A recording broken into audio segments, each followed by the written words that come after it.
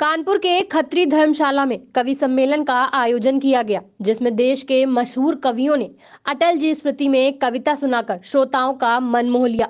हमारे बीच में धौलपुर से बासदेव मिश्र लालवती जी, धौलपुर राजस्थान से। हमारे बीच में श्री प्रशांत उपाध्याय जी, हास्य व्यंग के बहुत श्रेष्ठ कवि, शुकाबाद से। हमारे बीच में डॉक्टर रणजीत सिंह जी, प्रतापगढ़ से।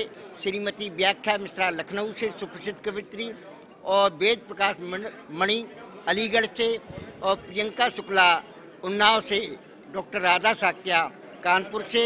और चेतन नितिन खरे, महुआ से पधारे हैं। और सभी देश के बड़े चर्चित कवि हैं।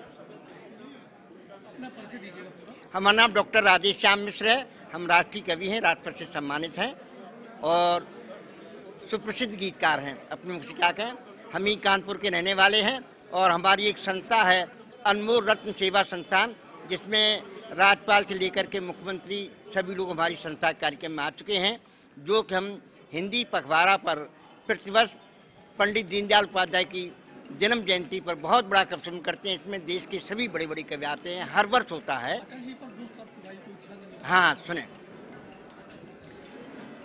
कि जन भावना के अनुरूप करते थे कार्य, जन जन के चहेते आप श्रीमान थे। जन भावना के अनुरूप करते थे कार्य, जन जन के चहेते आप श्रीमान थे। और यथा नाम तथा गुण को सहेजे हुए आप निज कुल भूषण सुजान मतिमान थे। कि आपके द्वारा जो किए गए हैं शुभ कार्य, उन्हीं के ही चौं और आज गुणगान थे। और सत सतवार वंदनीय अभिनंदनीय माननीय अटल जी अतिशय महान थे। सत सतवार वंदनीय अभिनंदनीय माननीय अटल जी अतिशय महान थे। कवि सम्मेलन का आयोजन करने वाले वीरेंद्र दुबे ने बताया कि अटल बिहारी वाजपेयी जी के जन्म दिवस पर इसका आयोजन किया गया है। साथ ही उन्होंने जनता से अपील की कि इस समय कोविड की तीसरी लहर की संभावना जताई जा रही है, इसलिए सभी लोग कोविड गाइडलाइंस का पालन जरूर करें।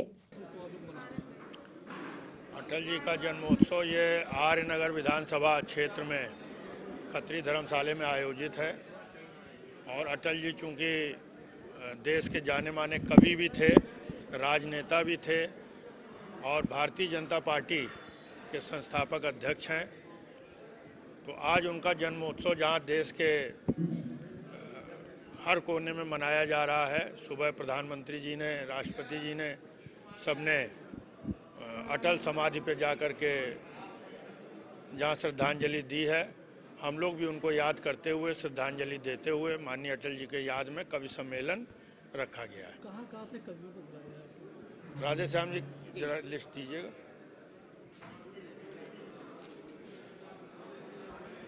बताइए कहाँ के कवि हैं।